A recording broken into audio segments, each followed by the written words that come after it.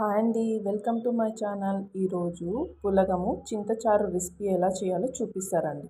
ఇక్కడ చూపించిన విధంగా ఒక గ్లాస్ బియ్యంకి పావు గ్లాస్ అనేది పెసరపప్పు వేసుకోండి. వేసుకున్న తర్వాత ఇలా కడిగి నీట్గా పెట్టుకున్న తర్వాత ఒక గ్లాస్కి 2 గ్లాసులు వాటర్ వేసుకోండి. మనం పెసరపప్పు వేసాం కాబట్టి ఇంకొద్దిగా వాటర్ అనేది ఎక్స్ట్రా వేసుకోండి.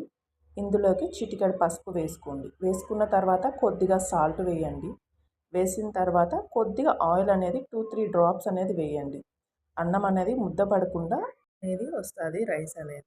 ఇలా మనము రైస్ కుక్కర్లో అనేది పెట్టండి. ఈ రైస్ అయిపోయేలోపు మనం చింతచారు ఎలా చేసుకోవాలో చూద్దాం రండి ఒకసారి. ఇలా కావాల్సిన పదార్థాలు చింతపండు గుజ్జు, ఇది పల్లి పౌడరు, చిల్లీ పౌడరు, కరివేపాకు, జీలకర్ర, ఆనియన్స్ సన్నగా ఇలా కట్ చేసి పెట్టుకోండి. ఇవన్నీ ఇలా తీసుకున్న తర్వాత ముందుగా మనము ఒక ప్యాన్ అనేది పెట్టుకున్న తర్వాత ఆయిల్ వేసుకోండి. ఆవాలు, జీలకర్ర ఇలా 1 బై 1 వేసుకోండి. వేసుకున్న తర్వాత మనం ముందుగా సన్నగా కట్ చేసి పెట్టుకున్న ఆనియన్స్ ఏవైతే ఉన్నాయో అందులో వేసి వేయించండి.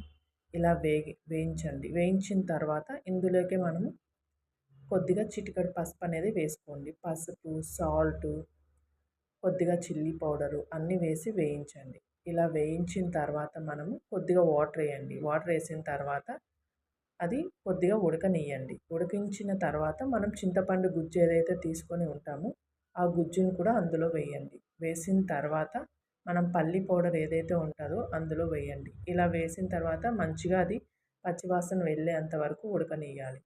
ఇలా ఉడికిన తర్వాత మనం స్టవ్ అనేది ఆఫ్ చేసుకొని ఇలా పులగంలోకి మనం చింతచారుతో సర్వ్ చేసుకుంటే చాలా బాగుంటుంది. ఇది మా అత్తమ్మ వాళ్ళ రెసిపీ అండి. మీకు కూడా ఈ రెసిపీ నచ్చినట్టయితే ప్లీజ్ లైక్ చేయండి. ఇలాంటి ఏమైనా రెసిపీస్ మీకు కావాలనుకుంటే నా ఛానల్లో కామెంట్ చేయండి. Thank you.